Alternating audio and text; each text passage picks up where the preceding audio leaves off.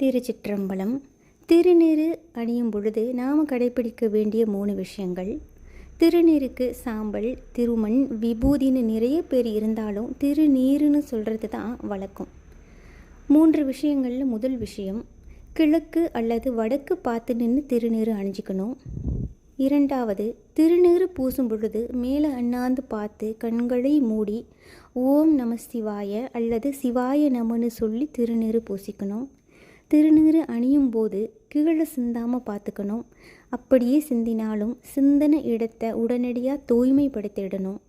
நாம் சிந்தன திருநீற்றை நாம் அல்லது மற்றவர்கள் காலால் மிதிப்பது பெரும் பாவம். அந்த பாவம் அடுத்தடுத்த பிறவிகளில் தொடர்ந்து நம்மளை வரும். முடிந்தவரை திருநீற்றை பயபக்தியோடு நெற்றியில் இட்டுக்கணும். வீட்டில் இருக்கிற சிறு குழந்தைகளுக்கும் திருநீற்றை எப்படி நெற்றியில் பூசிக்கணும் அப்படின்னு நாம் சொல்லி கொடுப்போம். திருச்சிற்றம்பலம்.